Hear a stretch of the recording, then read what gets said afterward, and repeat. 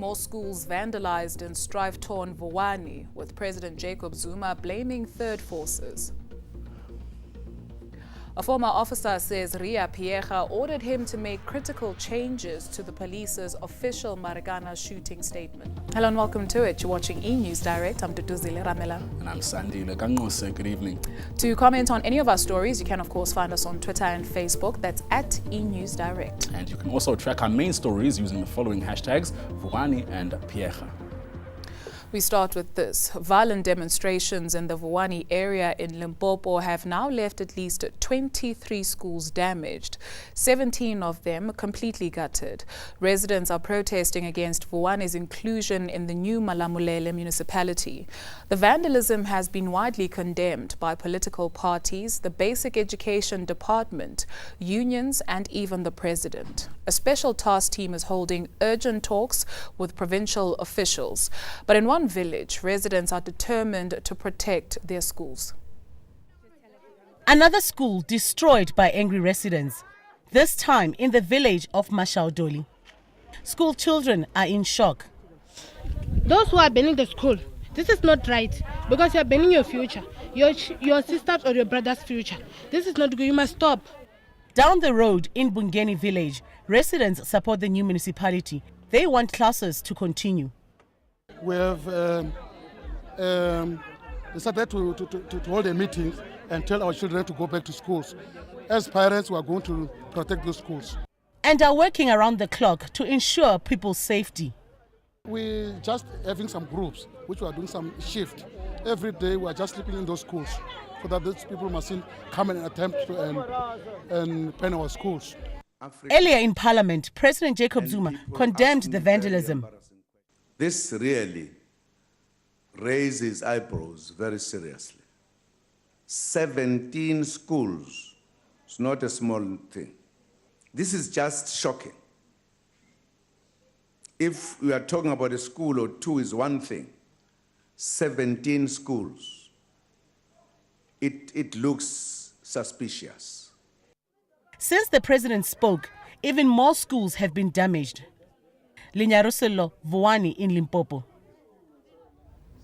President Jacob Zuma has called on the Speaker of Parliament to get her house in order. Zuma says the way the National Assembly is being handled is embarrassing the country. This comes after the economic freedom fighters were forcibly removed from the National Assembly by Parliamentary Protection Services yesterday. The party didn't want Zuma to deliver the presidency's budget vote. In his reply, President Jacob Zuma chastised EFF MPs for their behavior in Parliament. But it fell on deaf ears. Opposition benches were empty as all, except the IFP, boycotted the sitting. Yesterday, the EFF was thrown out. Zuma says SA's National Assembly is making headlines for all the wrong reasons. I go around Africa and people ask me very embarrassing questions about this parliament. I was in one country, heard a young man speaking on the TV, imitating some of the young men who are here in South Africa. I think it will be very important that you seriously bring this house into some order for the dignity of the country. But his small audience didn't seem to bother the president, who detailed government's plans to cut spending. Numbers of support staff accompanying ministers and deputy ministers on foreign visits has been reduced. Stakeholder banquets following budget vote debates have also been done away with. These are small but significant gestures which confirm that money must be spent on the core business of government. Zuma expressed concern about the high levels of drug abuse in South Africa. The Department of Social Development is in the process of establishing public treatment centers in provinces where there are no such facilities. Speaker Baleka Mbete has assured the president that she'll do her best to make sure the National Assembly remains a dignified place. Bonga Dlulane, Parliament. Ria Piega's quest to prove her fitness to hold office has been dealt another blow. A former communications officer has testified the suspended police commissioner made key changes to an SAPS statement shortly before addressing the media the day after the Marikana massacre. Some of the changes suggested police officers' lives were under threat. It could be a serious blow to Ria Piega's case. A former SAPS communications officer claims the suspended police commissioner ordered critical changes to a media statement released a day after the massacre in August 2012. One alteration relates to where the shooting took place.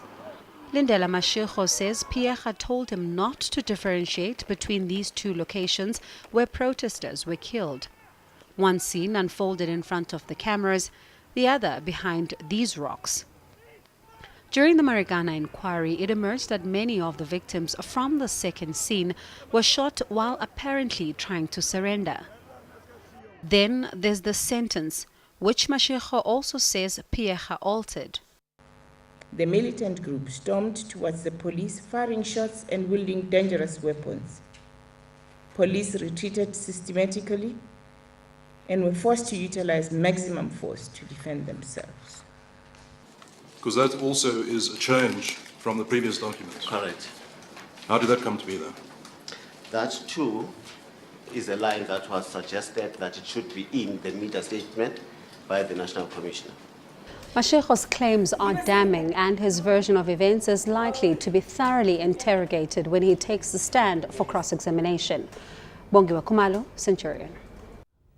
A young, ambitious Khayelitsha woman goes missing on the eve of her 21st birthday. 3 months later, she's found dead. Tragically, just days before her body is discovered, her family receives news that she's been offered a bursary to complete her studies. This is the story of Annelisa Dulaze.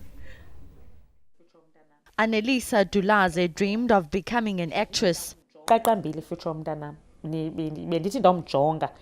Ebendithi ndakumjonga ndide ndimbuke ndimncome ndithi umhleba ebene-confidence esithanda isiqu sakhe ebethi kayinxibile aziva athathe ifoto anika abantwana abancinci bamfote.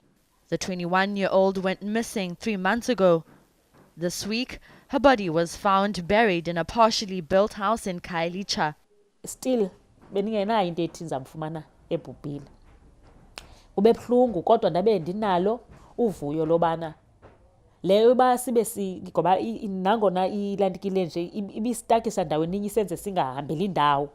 A 23-year-old believed to be Annelisa's ex-boyfriend has been arrested in connection with her murder. Annelisa was the first in her family to enroll in university.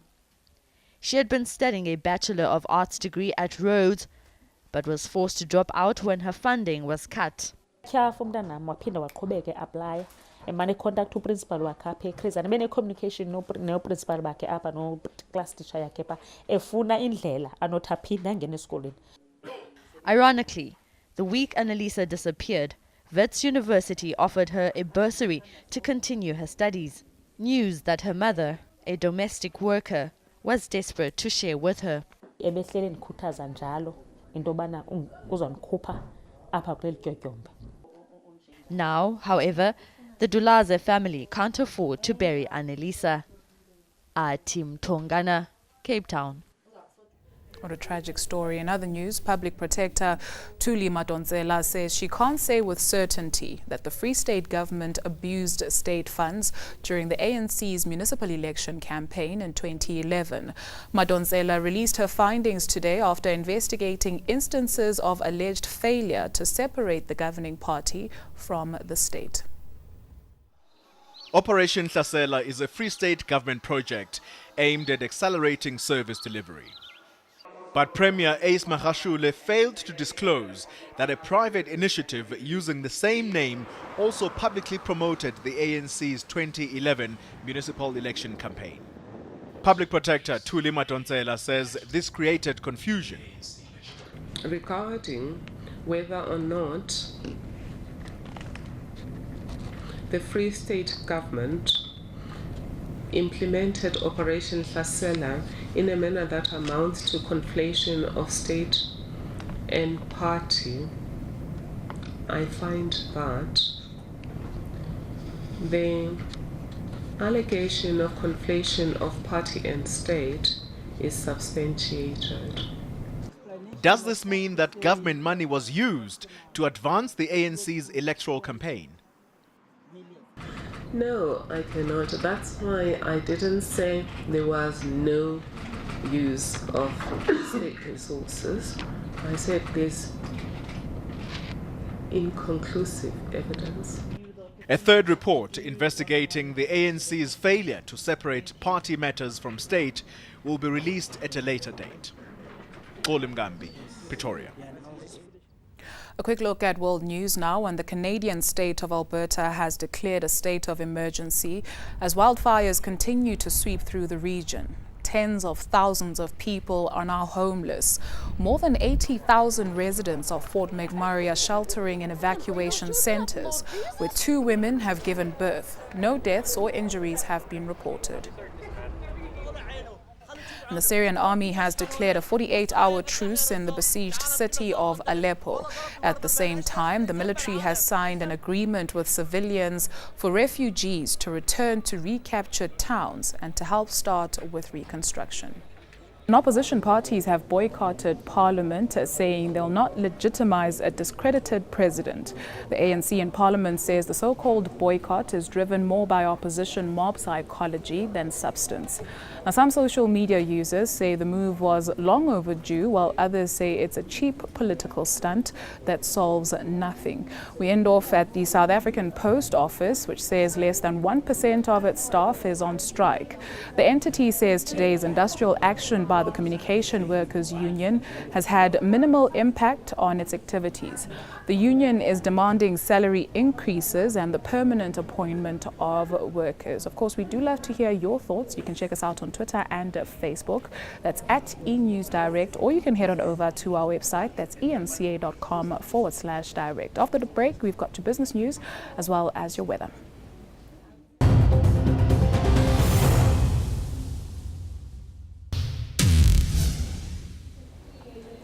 Money matters now, and a downgrade to junk status is inevitable for South Africa. That's according to a majority of economists surveyed by Bloomberg.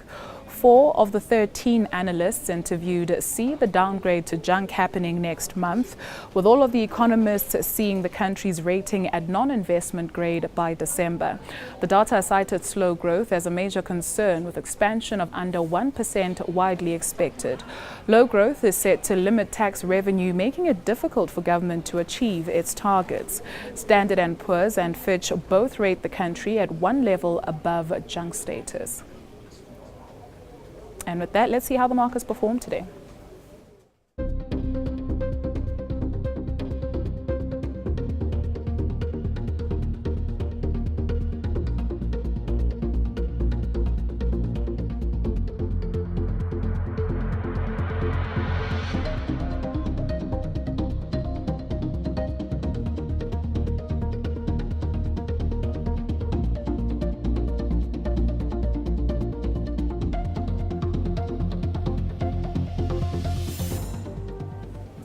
Let's check in with the Weather Center now. Here's Louis.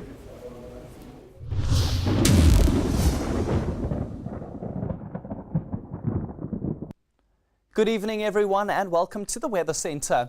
A high-pressure system has settled over the country during the course of today, and that's resulted in lots of sunshine for almost all of the country. And at the same time, berg winds have been pushing off the west coast, and that's allowed for some very high temperatures in the area, well above 30 degrees Celsius. A quick look at your forecast for tomorrow, and KwaZulu-Natal is going to be partly cloudy and dry for the start of the day, but rain will start spreading in over the southern parts and up the coastline, mainly during the evening. We're also expecting a mostly dry start to the day for the Eastern Cape, but wet weather will start developing over the coastal belt. There could also be a few showers for the interior, perhaps even some thunder around Graafrenet. Into the Western Cape, and rain will start moving in for this province earlier in the day. There could even be a bit of light rain around for Robertson and Worcester, but along the Atlantic seaboard, dry weather in the forecast. It's going to be a dry start to the day for the Northern Cape. A band of cloud will start developing earlier on, and by afternoon there could be a couple of very isolated showers and perhaps even some thunder for the central parts of that province. No rain expected for the Free State. A sunny Friday afternoon in the forecast, and it will also be sunny and warm across the northwest after a chilly morning, especially for Potchefstroom, dropping down to 4 degrees overnight. A bit of morning fog along the escarpment of Limpopo, but the afternoon will be sunny and warm, and very little change taking place over Mpumalanga. Sunny and dry weather expected, cold along the Vaal River at first, but in the Lowveld temperatures will remain in the double digits overnight. Heading into Gauteng, and it will be a perfect autumn day in the province, temperatures into the mid to upper 20s in the afternoon.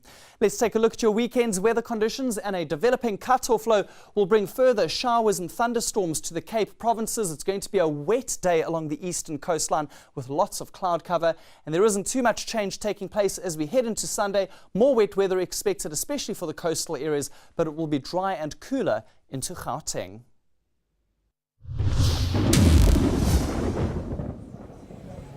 Thank you, Louis. After the break, a tragic revelation from the doctor who treated music superstar Prince. And Janet Jackson is reportedly pregnant with her first child at the age of nearly 50.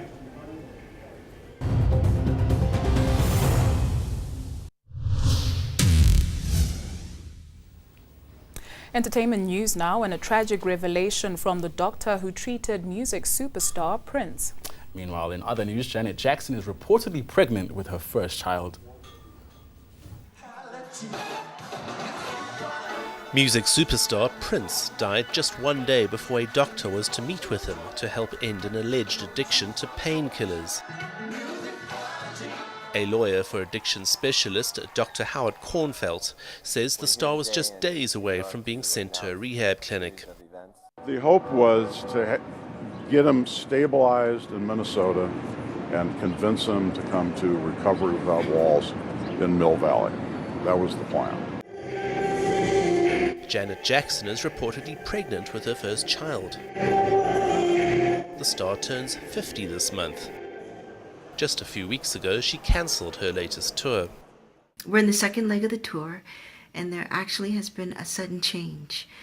I thought it was important that you be the first to know. My husband and I are planning our family, so I'm going to have to delay the tour. Britain's Prince Harry has braved stormy weather, leading his team to victory in a polo tournament for his charity Centre Bale, which supports young people living with HIV/AIDS in Lesotho.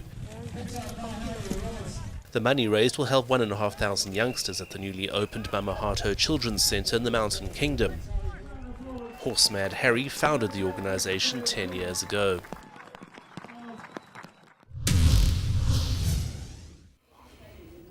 Here's a reminder of the day's top stories before we say goodbye. More schools vandalized in strife-torn Vuwani, with President Jacob Zuma blaming third forces.